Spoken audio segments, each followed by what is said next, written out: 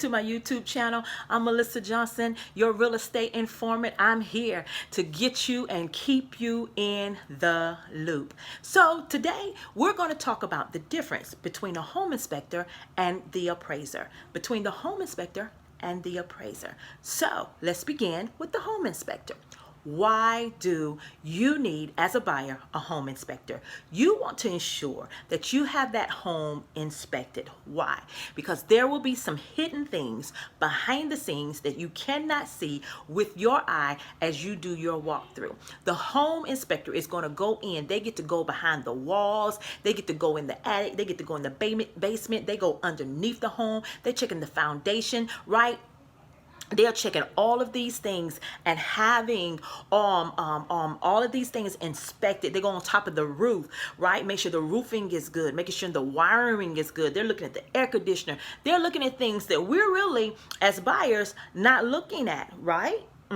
We're not really looking at that as a buyer. We just see the overall of what everything looks like, and it looks nice, and I'm ready to get into my home. But you want to make sure you employ a home inspector that's going to go in for you, right, and look at all the behind the scenes things and give you a report of the things, and then you get to make an informed decision as to whether or not you still want to invest into this piece of property. Second thing I would tell you about that home inspector is that you want to make sure that when you schedule for them to go out to the property, that you indeed are able to go with them. Why? Because you want to be there as they're walking through, as they see things, then they can tell you exactly what it is. You'll know exactly what it looks like, right? So if they tell you that a socket needs to be changed or something like that, you're going to know which socket and what it needs to look like, right? Of course, they're going to give it to you in a report, but how many of us really going to understand the report? Right? And so if you're actually there, you can ask questions. What kind of socket, what kind of wiring, different things of this nature. So you want to walk there, be there so that you can walk through the inspection with them. So I'm suggesting that you allot yourself about 2.5, 3 hours to be there with the inspector, walk through with them. Of course, this is highly suggested.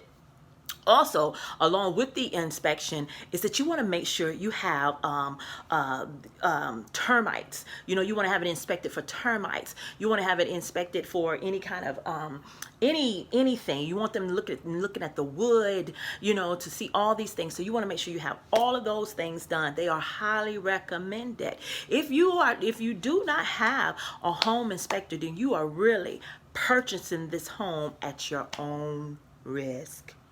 At your own risk. Okay?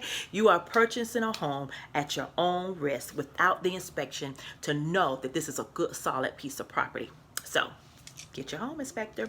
Second thing, what is the appraiser? Well, the appraiser is that individual who goes into the home and they quote unquote consider the value of the home, right? They consider the value of the home. They're going to look at different things such as how old is the flooring, is the carpet fairly new, or were there any upgrades?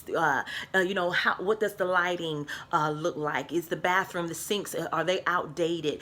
So they're going in and they're looking at different features of the home, and they're seeing, is it upgraded? Is it worth the cost that the seller has put on the home? So if a seller is saying, I want $200,000, that appraiser is coming in.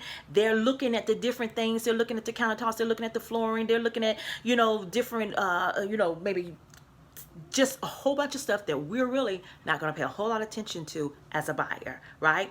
And keeping in mind that the appraiser also sends their report to the lender, because the lender is going to look at this report from the appraiser, and they're going to take it into consideration when they are looking or consideration of how much money they're going to actually approve you for, right? What am I saying? Well, if the seller is wanting and looking to sell the home for $200,000, but the appraiser and the appraisal comes in rather at maybe only $180,000, well, the lender is going to look at that. They're going to take that in consideration, and they're going to say, we will lend you $180,000. we're not lending you the $200,000. So what does that mean? Well, one, right?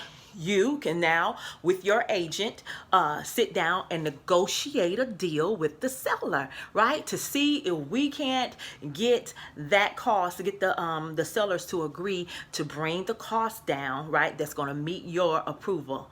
Or, second thing is, it's going to be up to you as the buyer to make up the difference, right? So it'll be up to you now to make up that $20,000 that the seller still is bent on receiving for that home. Okay, so that is what the appraiser does. So we have our home inspector and we have our appraiser. What is the difference? Now you see, now you know. All right, so I am Melissa Johnson. I am here to get you and keep you in the loop. Please be sure, right, that you click on that link that's in the bottom of these comments and go and get your free home buyer's guide. Yes, I have a gift for you. If you would go click on that link, right, go register and get your free home buyer's guide. I have that gift waiting for you. I appreciate you so much. I thank you so much for tuning in to my YouTube channel.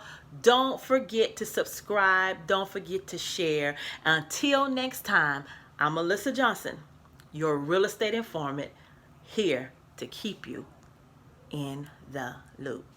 Bye-bye.